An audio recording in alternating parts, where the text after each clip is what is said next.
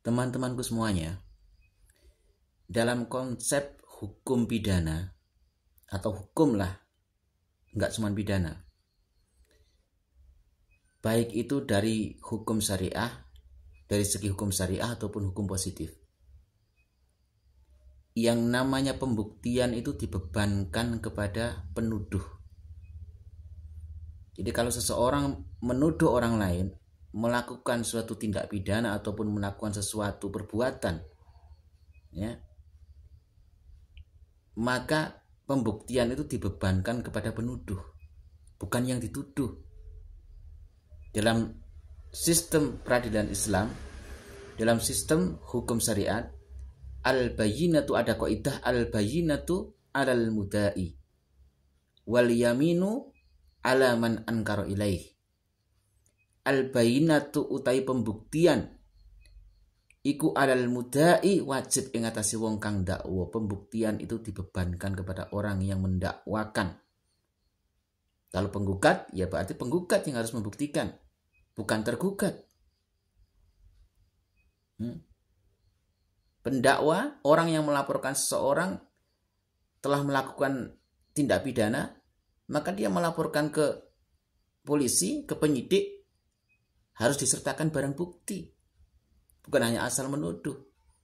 Jadi ini aneh, ada orang menuduh katanya nasabah alawi itu palsu, mengkotek, tidak nyambung pada Rasulullah, tapi mereka keluar-keluar menuntut yang dituduh itu untuk tes DNA. Kan aneh, logikanya itu nggak masuk. Dalam konsep hukum itu al-bayyinah alal mudai wal yaminu utawi sumpah iku alaman ing atase wong angkara kang ingkar sapa man. Jadi bagi si tertuduh atau tergugat cukup dia bersumpah. Jadi bebannya hanya bersumpah.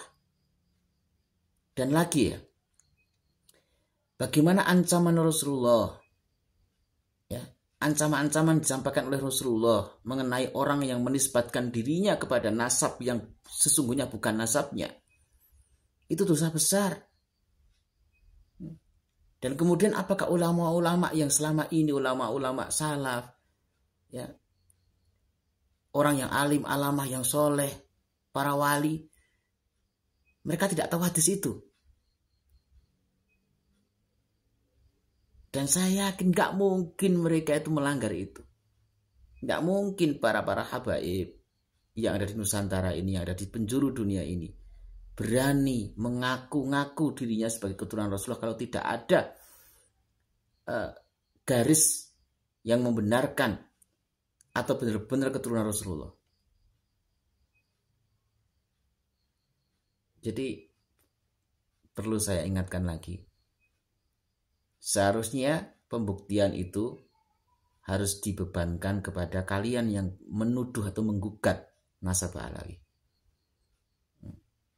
Sedangkan bukti yang kalian sampaikan, yang kalian bangga-banggakan adalah hasil penelitian tesis, itu sudah konsensus atau belum?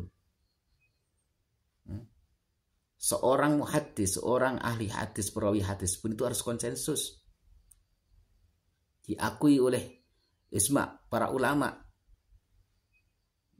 Kok ini hanya sebuah tesis yang mungkin hanya diakui sebagian secara akademik mungkin.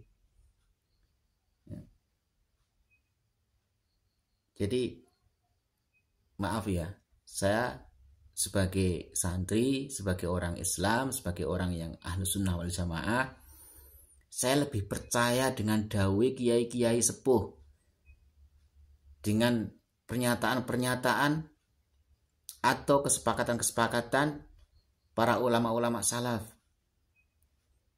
daripada sekedar tesisnya si Comoduddin.